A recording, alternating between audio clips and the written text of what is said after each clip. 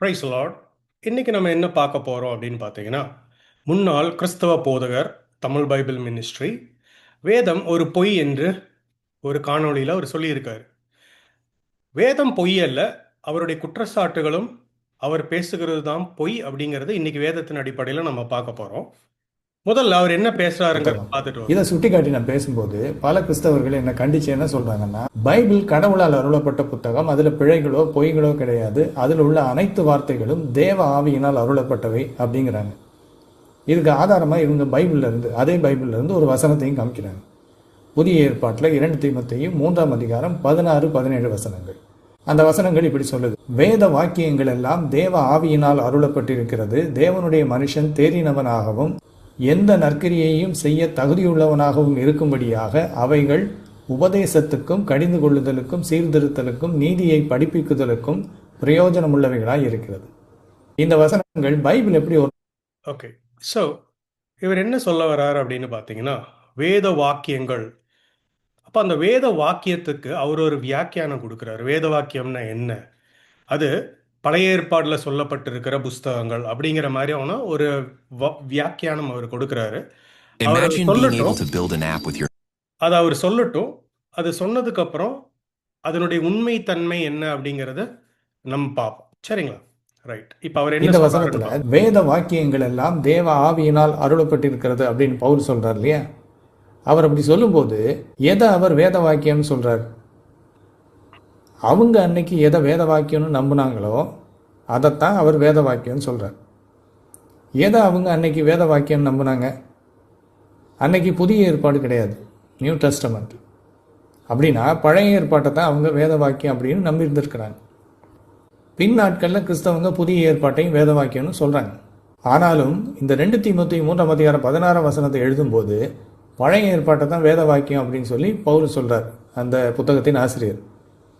இப்போ பிரச்சனை என்னன்னா, அன்னைக்கு அவங்க எதை பழைய ஏற்பாடுன்னு கருதினாங்களோ அதில் உள்ள பல புத்தகங்களை கடவுளால் அருளப்பட்ட புத்தகங்கள் அல்ல அப்படின்னு புராட்டஸ்டன்ட் சபை ஒதுக்கி தள்ளிடுச்சு. அதையெல்லாம் தள்ளுபடி ஆகமங்கள் அப்படின்னு சொல்றாங்க. இது எவ்வளோ வேடிக்கை இருக்கு பார்த்தீங்களா? பவுல் இந்த இடத்துல வேத வாக்கியங்கள் எல்லாம் தேவ ஆவியினால் அருளப்பட்டது அப்படின்னு பழைய ஏற்பாட்டில் இருக்கிற எல்லா புத்தகங்களையும் சொல்றாரு. அதில் இருக்கிற எல்லா புத்தகங்களும் தேவ ஆவியினால் அருளப்பட்டது அப்படின்னு. அதுல இருந்து பல புத்தகங்களை புராட்டஸ்டன்ட் சபை பைபிள்ல இருந்து நீக்கிட்டாங்க, அதெல்லாம் தேவ ஆவியினால் அருளப்பட்டது அல்லன்னு சொல்லி. ஓகே, சார், இவருடைய குற்றச்சாட்டை கவனிச்சிங்க இல்லையா? வேத வாக்கியங்கள்னு 2 தீமோத்தேயு 3:16 சொல்லுகிறத இவர் என்ன சொல்ல வர்றாருன்னா, பழைய ஏற்பாடில் கொடுக்கப்பட்ட சில புஸ்தகங்கள், அதாவது தள்ளுபடி ஆகமங்கள்னு சொல்லுவோம். 7 புஸ்தகங்கள் இருக்கும். அது இப்போவும் ரோமன் கத்தோலிக்கர் வைத்திருக்கிறாங்க. அதை எபிரேயர்களும் நிராகரிச்சிருக்கிறாங்க.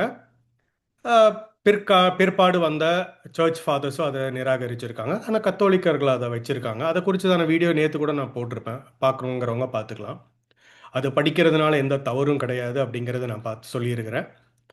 படிக்காததுனாலையும் எந்த இழப்பும் இல்லைங்கிறத நான் சொல்லியிருக்கேன். இப்போ இவருடைய குற்றச்சாட்டுக்கு நம்ம வருவோம். இப்போ இவர் என்ன சொல்றாருன்னா, இதெல்லாம் வேத வாக்கியம்னு அப்போஸ்தலனாகிய பவுல் சொல்லியிருக்கிறாரு அப்படின்னு இவர் ஒரு குற்றச்சாட்டை வைக்கிறாரு. ஆனால் இவர் சொல்லுகிற குற்றச்சாட்டுக்கு எந்த விதமான ஆதாரமும் கிடையாது. முதலாவது என்ன ஆதாரம்னா, அப்போஸ்தலனாகிய பவுலோ அல்லது அப்போஸ்தலர்களோ இந்த தள்ளுபடி ஆகமங்களை ரெஃபர் பண்ணாங்க அப்படிங்கிறதுக்கு எந்த ஒரு ஆதாரமும் பைபிளில் நம்ம காண்பிக்கவே முடியாது. மாறாக நாம் இப்போ வைத்திருக்கிற அந்த புஸ்தகத்திலிருந்து அல்லது யூதர்கள் இப்போ வைத்திருக்கிற அதே புஸ்தகத்திலிருந்து மாத்திரம்தான் கோட் பண்ணி சொல்லியிருக்கிறாங்க அப்போஸ்தலர்கள் அப்படிங்கிறத நம்ம பார்க்க போகிறோம். உதாரணத்திற்கு அப்போஸ்தலனாகிய பவுல் என்ன சொல்லியிருக்காருன்னு பாருங்க.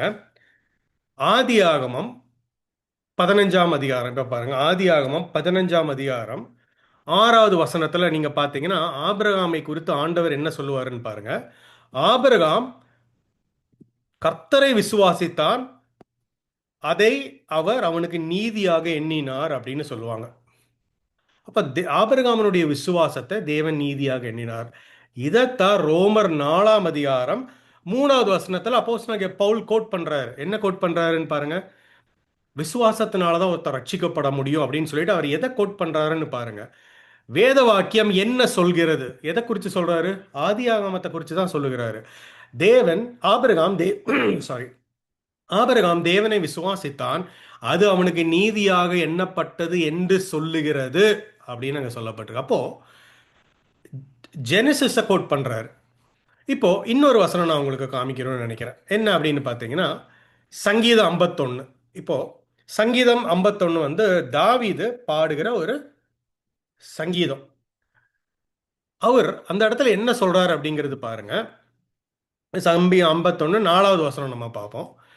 இங்க பாருங்க, தேவரீர் ஒருவருக்கே விரோதமான நான் பாவம் செய்து உமது கண்களுக்கு முன்பாக பொல்லாங்கானதை நடப்பித்தேன். இப்ப பாருங்க, நீர் பேசும்போது உம்முடைய நீதி விளங்கும், நீர் நியாயம் தீர்க்கும் போது உம்முடைய பரிசுத்தம் விளங்கும், இதை நான் அறிக்கையிடுகிறேன் அப்படின்னு அவர் சொல்றாரு. இதே தான் அப்போஸ்தலனாகிய பவுல் கோட் பண்ணி சொல்றாரு, இதே சங்கீதத்தை. ஆனா ரோமர் 3ஆம் அதிகாரத்துல 4வது வசனத்துல அவரை தான் கோட் பண்றாரு. சேம் வசனத்தை தான் அவர் கோட் பண்றாரு. இங்க பாருங்க, அப்படி யாக்கப்பட மாட்டாது, நீர் உம்முடைய வசனங்களில் நீதிபரராய் விளங்கவும் உம்முடைய நியாயம் விசாரிக்கப்படும் பொழுது வெற்றி அடையும், இப்படி ஆயிற்று என்று எழுதியிருக்கிறபடி தேவனே சத்தியப்பரர் என்றும் எந்த மனுஷனும் பொய்யன் என்று சொல்வோமாகன்னு சொல்லப்படுது. அப்படின்னு என்னன்னா, அப்போஸ்தலனாகிய பவுல் இங்க என்ன சொல்றாரு, இப்படி எழுதி இருக்கிறபடின்னு அவர் எதை கோட் பண்றாரு? சங்கீதம் 51ஆம் அதிகாரம் 4வது.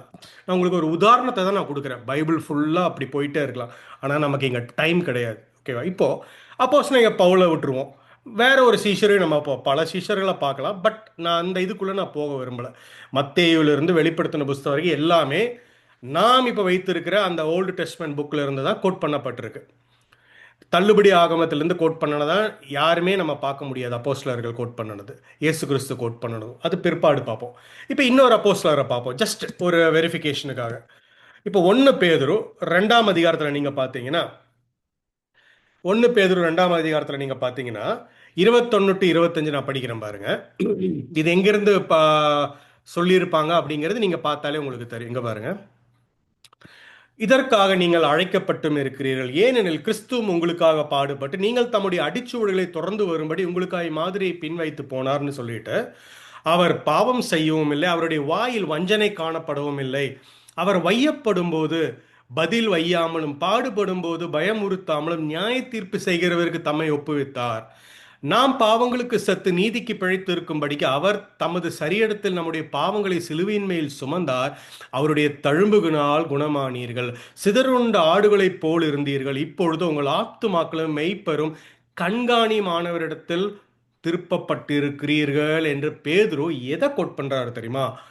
ஏசாயா 53ஆம் அதிகாரத்தை அவர் கோட் பண்றாரு. நீங்க எடுத்து போய் படிங்க, சேமா அவர் கோட் பண்றாரு. அப்போ ஒவ்வொரு இடத்துலையும் நம்ம பார்க்கும் பொழுது எல்லா அப்போஸ்தலர்களும் நாம் இப்போ வைத்திருக்கிற பைபிளை தான் அவர் கோட் பண்ணுறார். தள்ளுபடி ஆகமங்களை கோட் பண்ணனா தான் நம்ம பார்க்கவே முடியாது. ஸோ இவருடைய குற்றச்சாட்டுகள் எல்லாம் தவறானவைகள். இவர் சொல்லுகிற தவறான பொய்யான குற்றச்சாட்டுகளை ஆராய்ச்சி பண்ணாததுனால பல பேர் அதை நம்புவாங்க. இது வந்து நம்ம வருத்தப்பட வேண்டிய விஷயம். இப்போ என்னுடைய வருத்தம் என்னன்னா, இந்த அடிப்படை கூட தெரியாமல் இவர் எப்படி போதகராக இருந்திருக்காருங்கிறத நான் யோசிக்கிறேன். தேவனுடைய சித்தம் தெரியாது, தேவனுடைய சிந்தை தெரியாது, எதுவுமே தெரியாது. இதுலேருந்து எனக்கு என்ன தெரிய வருதுன்னா, அவருக்கு ரட்சிப்பின் அனுபவமே இல்லாமல் இருந்திருக்கு அப்படிங்கிறத நான் பரிபூர்ணமாக நம்புறேன். ஏதோ ஒரு காரணத்திற்காக மதம் மாறி இருக்காரு, ஏதோ ஒரு காரணத்திற்காக பைபிள் காலேஜில் போய் படிச்சிருப்பார்னு நினைக்கிறேன், எனக்கு தெரியல. ஏன்னா போதகம் அப்படிங்கிறது வந்து ஒரு அழைப்பு, தேவனுடைய அழைப்பு. ரட்சிக்கப்பட்டவர்களை தேவன் அழைப்பார் தன்னுடைய ஊழியத்திற்காக. அழைக்கப்படாதவர்கள் யார் வேணாலும் பைபிள் காலேஜில் போய் படிக்கலாம். படித்தா இந்த மாதிரி தான் இருக்கும். மனித ஞானத்தோட ஒருத்தங்க பேசினாங்கன்னா இப்படித்தான் இருக்கும். அது அவங்களுக்கு என்னவா இருக்குமாமா?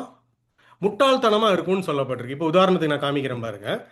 மனிதனுடைய சிந்தையில் நம்ம படிக்கும்போது இப்படி தான் இருக்கும். 1 கொரிந்தியன்ஸ் 2ஆம் அதிகாரம் எடுத்து படிக்கிற பாருங்க. 2ஆம் அதிகாரத்தில் 13, 14 என்ன சொல்லுதுன்னு பாருங்க. அதுக்கப்புறம் நம்ம திருப்பி இன்னும் ஃபர்தராக இதை படிக்கலாம். அவைகள் நாங்கள் மனுஷ ஞானம் போதிக்கிற வார்த்தைகளாலே பேசாமல் பரிசுத்த ஆவி போதிக்கிற வார்த்தைகளாலே பேசி ஆவிக்குரியவைகளை ஆவிக்குரியவைகளோடு சம்பந்தப்படுத்தி காண்பிக்கிறோம். ஜென்ம சுபாவமான மனுஷனோ, பாருங்க, ஜென்ம சுபாவமான மனுஷனோ, நீங்க பைபிள் காலேஜ் படிக்கலாம், எதை வேணாலும் படிக்கலாம், ஆனா ஜென்ம சுபாவம் இருந்துச்சுன்னா எப்படி இருக்கும்னு பாருங்க. ஏன்னா தேவனுடைய அழைப்பு இருக்கிறவன் எப்படி இருப்பானாமா, ஆவிக்குரியவைகளை ஆவிக்குரியவைகளோடு சம்பந்தப்படுத்தி தேவனிடத்திலிருந்து புறப்படுகிற ஆவியிலிருந்து அவன் நிதானித்து தியானித்து அதை புரிந்து கொள்கிறான். தேவன் அவனுக்கு கற்றுக் கொடுக்கிறார். ஆனால் ஜென்ம சுபாவமான மனுஷனும் தேவனுடைய ஆவிக்குரியவைகளை ஏற்றுக்கொள்ளான். அவைகள் அவனுக்கு பைத்தியமாக தோன்றும். அவைகள் ஆவிக்கேற்ற பிரகாரமாய் ஆராய்ந்து நிதானிக்கப்படுகிறவைகள் ஆனதால் அவைகளை அறியவும் மாட்டான். புரியுதா உங்களுக்கு? ஆவிக்குரியவன் எல்லாவற்றையும் ஆராய்ந்து நிதானிக்கிறான். ஆனாலும் அவன் மற்றொருவனாலும் ஆராய்ந்து நிதானிக்கப்படான்னு சொல்லப்பட்டிருக்கு. அப்போ இதுதான் அங்க நடந்திருக்குது. அப்போ இந்த விஷயங்கள் தெரியாததுனால தான் இந்த மாதிரியான பல விஷயங்களை அவர் இப்ப பேசிட்டு இருக்காரு. ஓகே, இப்ப அது போகட்டும். இப்ப முக்கியமான விஷயத்துக்கு வரும். அவருடைய குற்றச்சாட்டுகளுக்கான காரணங்களை அவர் பல விஷயங்களை அவர் சொல்லியிருக்காரு. இப்ப நம்ம முக்கியமான ஒரு காரணத்துக்கு வருவோம். என்ன காரணம் தெரியுமா? பழைய ஏற்பாடுனா என்ன? அப்போஸ்தலனாகிய பவுல் எதை சொல்றாரு? அல்லது சீஷர்கள், அப்போஸ்தலர்கள் எதை சொன்னார்கள்? இயேசு கிறிஸ்து எதை சொன்னார்கள்? தேவனுடைய சித்தம் என்ன? தேவனுடைய திட்டம் என்ன? தேவனுடைய நோக்கம் என்ன என்பதை முதல்ல நம்ம அறியணும். அதை அறிந்துதான் அப்போஸ்தலர்கள் நமக்கு உபதேசித்தார். அதனால பைபிள் சொல்லுது, அப்போஸ்தலர்கள் என்னும் அஸ்திபாரத்தில் நம்ம கட்டப்பட்டிருக்கிறோம். தீர்க்கதரிசிகள் அப்போஸ்தலர் என்னும் அஸ்திபாரத்தில் நாம் கட்டப்பட்டிருக்கிறோம்னு எபேசியர் 5ஆம் அதிகாரத்தில் சொல்லப்படுகிறது நம்ம பார்க்க முடிகிறது. ஓகே, அப்போ அப்போஸ்தலர் எதன் அடிப்படையில் வேத வாக்கியங்கள் எல்லாம் அப்படின்னு சொல்லப்பட்டிருக்கு, அந்த வேத வாக்கியங்கள் எல்லாம் நம்மளுடைய வாழ்க்கைக்கு உறுதுணையா இருக்குது அப்படிங்கிறத நம்ம பார்க்க போறோம். இப்போ அதை நம்ம பார்க்கணும்னா நம்ம முதல்ல என்னன்னா இயேசு கிறிஸ்து ஏசப்பா என்ன சொல்லியிருக்காரு அப்படிங்கிறத நம்ம பார்க்கணும். இப்போ லூக் 24ஆம் அதிகாரம் எடுத்துட்டீங்கன்னா ரொம்ப சிம்பிள். 44வது வசனம் படிச்சீங்கனாலே தெரியும். இதுதான் பேசிஸ். புரியுதா உங்களுக்கு? 44 படிச்சீங்கன்னா தெரியும். ஏசப்பா என்ன சொல்வாருன்னு பாருங்க. இயேசு கிறிஸ்து அவர்களை நோக்கி, மோசேயின் நியாயப்பிரமாணத்திலும் தீர்க்கதரிசிகளின் ஆகமத்திலும் சங்கீதங்களிலும் என்னை குறித்து எழுதியிருக்கிறவைகள் எல்லாம் நிறைவேறிய வேண்டியதென்று நான் உங்களோடு இருந்தபோது உங்களுக்கு சொல்லிக் கொண்டு வந்த விசேஷங்கள் இவைகளே என்றார். அப்படின்னா பழைய ஏற்பாடு என்ன? சும்மா நம்ம நினைக்கிற மாதிரி யாரோ எழுதின ஒரு புஸ்தகத்தை சேர்த்து இதுதான் பழைய ஏற்பாடு அப்படின்னு சொல்றதில்ல. வேத வாக்கியம் இதுதான் சொல்றதில்ல. வேத வாக்கியம் என்பது தேவனுடைய சித்தம் நிறைவேறுகிறத நம்ம கண்ணால பார்க்கறது தான். அதைத்தான் ஆண்டவராக இயேசு கிறிஸ்துவும் சொல்லியிருப்பார். என்ன சொல்லியிருக்காரு பாருங்க? மோசேயின் நியாய பிரமாணத்திலும். எது மோசேயினுடைய நியாய பிரமாணம்? முதல் 5 புஸ்தகங்கள்: ஆதியாகமம், யாத்ராகமம், லேவியராகமம், உபாகமம், எண்ணாகமம். இதுதான். அடுத்தது பாருங்க, தீர்க்கதரிசிகளின் ஆகமங்களிலும் சொல்லப்பட்டிருக்கு. எது தீர்க்கதரிசிகளின் ஆகமங்கள்? நம்ம கிட்ட இருக்கிற பெரிய தீர்க்கதரிசி, சின்ன தீர்க்கதரிசி. உதாரணத்திற்கு பெரிய தீர்க்கதரிசினா ஏசாயா, எரேமியா, எசேக்கியல், இதெல்லாம் பெரிய தீர்க்கதரிசிகள். சின்ன தீர்க்கதரிசிகள்னா யாரு? ஆமோஸ், மீகா, யோனா, இந்த மாதிரியான தீர்க்கதரிசிகள். அடுத்தது என்ன சொல்லப்பட்டிருக்குது? சங்கீதங்களிலும் என்னை குறித்து எழுதி இருக்கிறதே அப்படின்னு. எது சங்கீதம்? சங்கீதம், உன்னத பாட்டு, நீதிமொழிகள், யோபு, பிரசங்கி, இதெல்லாம் தான். So it is complete. இயேசு கிறிஸ்துவே அதை தான் சொன்ன, இவைகளெல்லாம் என்னை குறித்து எழுதி இருக்கிறதுன்னு.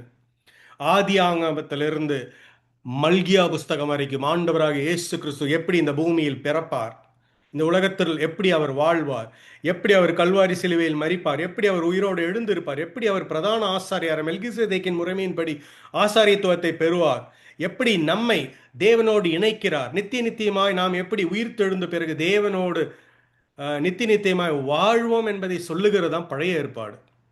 அதைத்தான் இயேசு கிறிஸ்து காண்பித்தார். இதைத்தான் அப்போஸ்தலர்களும் அப்போஸ்தலனாகிய பவுலும் குறிக்கிறார், வேத வாக்கியங்கள் எல்லாம் என்று. அப்போ இதுதான் அந்த சத்தியம். இப்போ இயேசு கிறிஸ்து என்ன சொல்லியிருக்கிறார்? இவைகளெல்லாம் என்னை குறித்து சொன்னவைகள் எல்லாம் நிறைவேறிச்சு அப்படின்னு சொல்லியிருப்பார். இதைத்தான் எல்லா அப்போஸ்தலர்களும் சொல்லுவாங்க. அப்போஸ்தலர் நடவடிக்கையிலிருந்து நீங்க பார்த்தீங்கன்னா தெரியும், இதுதான் சொல்லப்பட்டிருக்கும். திருப்பி சொல்றேன், என்னென்ன? இந்த உலகத்திற்கு எப்படி ஒரு பாவத்திலிருந்து விமோச்சனம் கிடைக்கும், அதற்காய் தன்னுடைய ஒரே பேரான குமாரனை இந்த பூமியில் இரட்சகராக, மீட்பராக, மெய்ப்பனாக எப்படி இந்த பூமியில் கொண்டு வருவார், யார் மூலியமாக கொண்டு வருவார், எந்த வாக்குத்தத்தத்தின் மூலியமாக கொண்டு வருவார், எப்படி அவர் வாழ்வார், பாவம் இல்லாமல் எப்படி இருப்பார், எப்படி சிலுவையில் மரிப்பார், எப்படி உயிரோடு எழுந்திருப்பார், எப்படி நமக்காய் பரிந்து பேசுவார் என்று சொல்லுகிறதா பழைய ஏற்பாடு. அதைத்தான் அப்போஸ்தலனாகிய பவுலும் சொல்லுவார். எப்படி? இதை அவர் அறிந்திருக்கிறபடினால்தான் அவர் சொல்லுவார். என்னன்னு பார்த்தீங்கன்னா, சுவிசேஷம்னா என்ன நமக்கு முதல்ல தெரியணும். சுவிசேஷம்னா என்ன? இப்போ அப்போஸ்தலனாகிய பவுல் என்ன சொல்றாருன்னு பாருங்க. 1 கொரிந்தியர் 15ஆம் அதிகாரம் 1 to 3 வசனம். ரொம்ப சிம்பிள் தான். சுவிசேஷம்னா என்ன தெரியுமா? இப்ப நான் சொன்ன விஷயங்கள் தான். என்னது? படிக்கிறேன் பாருங்க. அன்றியும் சகோதரரே, உங்களுக்கு பிரசங்கித்த சுவிசேஷத்தை மறுபடியும் உங்களுக்கு தெரியப்படுத்துகிறேன், நீங்களும் அதை ஏற்றுக்கொண்டு அதிலே நிலைத்திருங்கள்ங்கிற. அப்ப இங்க என்ன சொல்றாரு பாருங்க. சுவிசேஷத்தை, இதுதான் சுவிசேஷம், the gospel, the good news. என்னது அந்த காஸ்பல்? என்ன அந்த குட் நியூஸ்? எது வேத வாக்கியங்கள்ல சொல்லப்பட்டிருக்கு? எங்க பாருங்க. நான் உங்களுக்கு பிரசங்கித்த பிரகாரமா நீங்கள் அதை கை கொண்டிருந்தால் அதிலே நீங்கள் ரட்சிக்கப்படுவீர்கள். அப்ப ரட்சிப்பு இந்த காஸ்பல், இந்த சுவிசேஷத்துல தான் இருக்கு. அது என்னது? மற்றபடி உங்கள் விசுவாசம் விருதாவா இருக்குமே நாங்க சொல்லப்பட்டிருக்கு. என்னன்னு பாருங்க. அப்போ விசுவாசங்கிறது ஜஸ்ட் பிலீஃப்ங்கிறது இல்ல. ஜஸ்ட் பிலீஃப் உண்மை இருந்தாலும் அதுக்கு பின்னாடி பல விஷயங்கள் இருக்கு. என்னங்கிறத இப்ப படிக்க போறோம். என்னன்னு பாருங்க. நான் அடைந்ததும் உங்களுக்கு பிரதானமாக ஒப்புவிக்கிறதும் என்னவென்றால், கிறிஸ்துவானவர் வேத வாக்கியங்களின்படி, பாருங்க, அவர் சொல்லுகிறதுக்கு அப்படியே வரும். அவர் பொய்யர் என்பதை யாரு? Bible ministry, Tamil Bible ministry X போதகர் லெனின் பொய்யர் என்பதை நமக்கு இதிலிருந்து தெரிய ஆரம்பிக்கும். அவருடைய குற்றச்சாட்டுகள் பொய் என்பது தெரிய ஆரம்பிக்கும். அவர் வேத வாக்கியங்களுக்கு ஏதோ ஒரு வியாக்கியானம் கொடுத்தார். ஆனா பைபிள் இங்க என்ன சொல்லுதுன்னு பாருங்க. கிறிஸ்துவானவர் வேத வாக்கியங்களின்படி, இங்க பாருங்க, வேத வாக்கியங்களின்படி நமது பாவங்களுக்காக மரித்து அடக்கம் பண்ணப்பட்டு வேத வாக்கியங்களின்படி 3ஆம் நாளில் உயிர் தெழுந்து அப்படின்னு சொல்லப்பட்டிருக்குது. அப்ப எல்லாம் வேத வாக்கியங்களின்படி. இப்ப இங்க வேத வாக்கியத்தை எதை அவர் சொல்றாரு? கிறிஸ்துவனுடைய பிறப்பு, வாழ்வியல், மரணம், உயிர்த்தெழுதல், இதன் மூலியமாக நமக்கு என்ன கிடைக்கும்? பாவத்திலிருந்து ஒரு விமோச்சனம் கிடைக்கும். நம்மளுடைய பாவம் மன்னிக்கப்பட்டு நமக்கு ஒரு உயிர்த்தெழுதல் இருக்கு. நாம் தேவனோடு இணைந்து நித்திய நித்தியமாய் வாழ்வோம் என்பதுதான் சுவிசேஷம். அதைத்தான் இயேசு கிறிஸ்து நிறைவேற்றினார். பழைய ஏற்பாட்டில் சொல்லப்பட்டுகிறபடி மோசேயினுடைய ஆகமங்களிலும் நியாய தீர்க்க தரிசன புஸ்தகங்களும் சங்கீதங்களும் என்னை குறித்து எழுதியிருக்கிறதெல்லாம் நிறைவேறுதுங்கிறது இதைத்தான் அவர் சொல்றாரு. அப்போஸ்தலரும் சீஷர்களும் தீர்க்கதரிசிகளும் இதை தான் பிரதானமா சொன்னாங்க. இதுதான் வேத வாக்கியங்கள். இதைத்தான் அப்போஸ்தலனாகிய பவுல் 2 தீமோத்தி 3ஆம் அதிகாரம் 16வது வசனத்தில் அவர் சொன்னார். இதை தெரியாம அவர் தவறான புரிதல்ல பேசி கொண்டிருப்பார். கர்த்தர் அவரை மன்னிப்பாராக. நாம் அவருக்காய் ஜெபிப்போம். அவர் மனம் திரும்ப வேண்டும், உண்மையாய் மனம் திரும்பி உண்மையாய் ரட்சிக்கப்பட வேண்டும் என்று நாம் ஜெபிப்போம். இப்போ தெளிவா நம்ம காமிச்சிட்டோம் என்னங்கிறது. ஏன் நிறைய பேர் வஞ்சிக்கப்படுறாங்க அப்படின்னு பார்த்தீங்கன்னா, யாரும் அதை ஆராய்வதில்லை. ஏதோ ஒருத்தங்க சொல்றாங்க, அதை நம்ம கேட்டுட்டு போவோம் அப்படின்னு போறாங்க.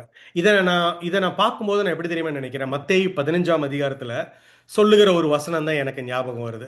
லெனினும், அதாவது தமிழ் பைபிள் மினிஸ்ட்ரி லெனினும் அவருடைய ஆஹ், அவரை பின்தொடர்கிறவர்கள் எல்லாம் நான் நினைக்கும் பொழுது இந்த வசனம் தான் எனக்கு ஞாபகம் வருது. என்னன்னா, அவர்களை விட்டு விடுங்கள், அவர்கள் குருடருக்கு வழிகாட்டுகிற குருடராய் இருக்கிறார்கள்.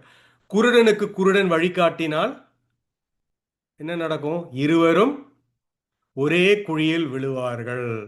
இதுதான் அவருக்கும் நடக்குது. குருடருக்கு வழிகாட்டுகிற குருடரா இருக்கிறார்.